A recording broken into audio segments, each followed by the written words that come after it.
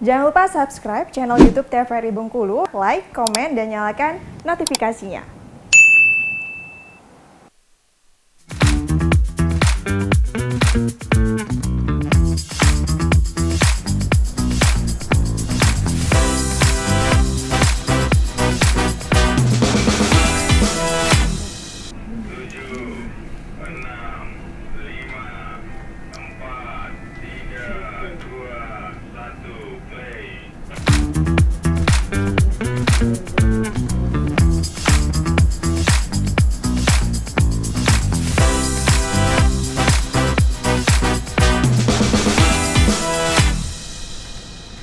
Balik lagi di Opini, obrolan pagi ini masih dengan tema yang sama, yaitu public speaking dengan narasumber kita, Bang Iyut selaku Kepala Bidang Sertifikasi IPSA. Kalau misalnya kita jadi public speaker pemula itu kan biasanya harus dipersiapkan matang-matang ya Bang. Betul. Ya. Salah satunya seperti yang Abang bilang tadi, harus menguasai materi. Tapi cara orang menguasai materi itu kan berbeda-beda. Ada yang dari kopelan dan ada juga yang dari cara menghafal gitu. Sebenarnya kalau hal-hal seperti itu gimana sih Bang? Ya, untuk pemula ya khususnya ya.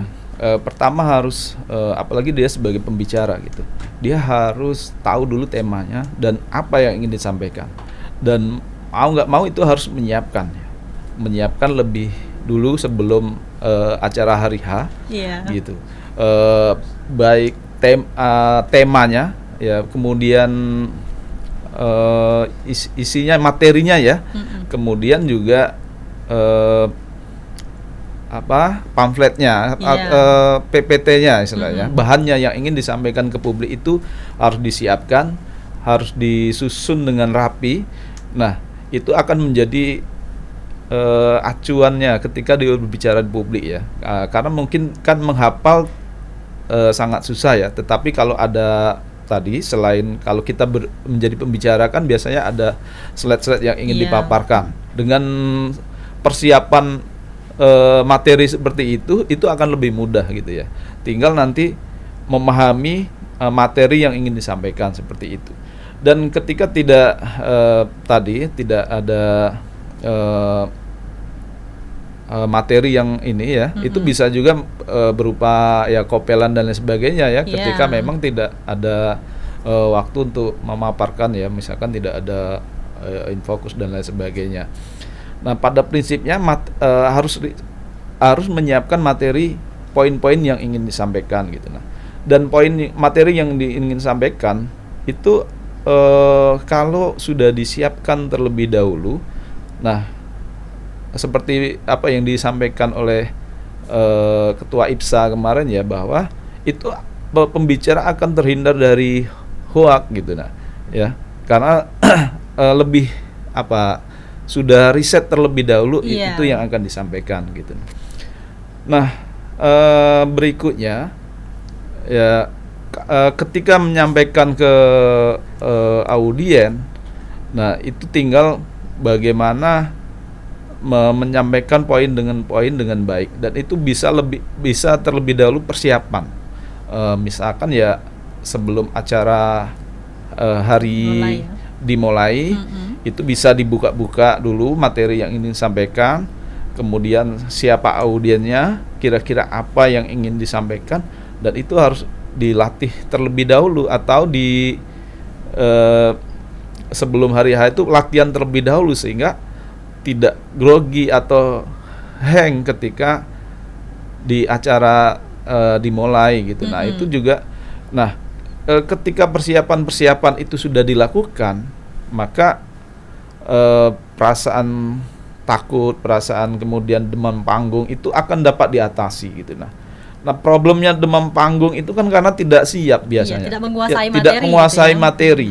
Apalagi misalkan audiennya ini tidak dikenali gitu. Nah, itu akan menjadi ya, bisa menjadi ini istilahnya ya, akan stres lah kalau pembicara tidak siap itu. Maka ya, hal yang sangat dasar, kuasai materi terlebih dahulu sebelum acara dimulai, dipersiapkan dengan baik apa yang ingin disampaikan, kemudian cara berbicaranya itu bisa dipersiapkan juga latihan, dan pada hari pelaksanaannya itu akan lebih sangat siap gitu. Belum lagi kalau misalnya audiens kita ini dari pejabat pemerintah misalnya, ya itu kan juga buat grogi bagi kita, apalagi bagi pemula begitu kan. Kadang juga bagi public speaker ini sulit memilih kosakata yang baik ketika menyampaikan gitu kan. Padahal sebenarnya bisa dengan kopelan tadi Bang ya, dan juga PowerPoint itu salah satu hal yang penting gitu ya. Iya.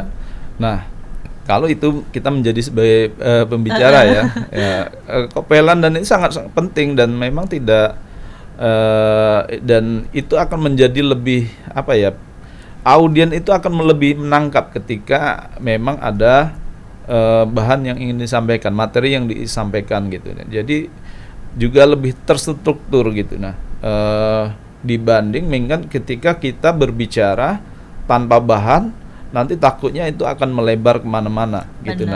Dan pesan yang ingin disampaikan itu menjadi tidak sampai gitu ya.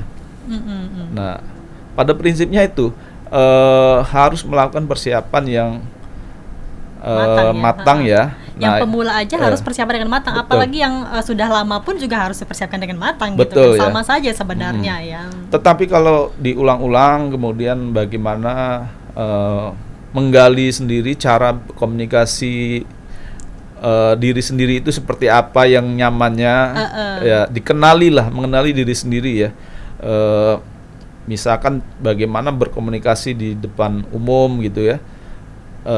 Itu akan menjadi lebih mudah ke depannya. Nah, kalau sudah biasa itu akan menjadi lebih mudah, termasuk dalam menyiapkan mental gitu ya. Kalau kita sudah terbiasa berbicara di publik, maka akan berikutnya itu akan menjadi lebih mudah. Tinggal disiapkan materi aja, apa yang ingin disampaikan gitu ya. Jadi lebih terstruktur gitu. Nah, penyiapan materi kan sangat penting. Jadi jangan sampai melebar kemudian justru sebagai seorang pembicara itu yang disampaikan justru menyebarkan hoax gitu. Seperti itu. Makanya seperti yang bilang tadi, kalau misalnya untuk menjadi public speaker itu harus riset terlebih dahulu. Betul. Ya kan, informasi yang kita sampaikan apakah benar atau tidak gitu ya. Oke, sebenarnya kalau misalnya Abang sendiri ya, dari mungkin pengalaman Abang untuk mengatasi rasa demam panggung dan juga grogi, cemas tadi, seperti apa Bang? Ada orang yang bilang kalau misalnya sering berlatih di depan kaca kan, dan lain sebagainya. Kalau Abang sendiri gimana?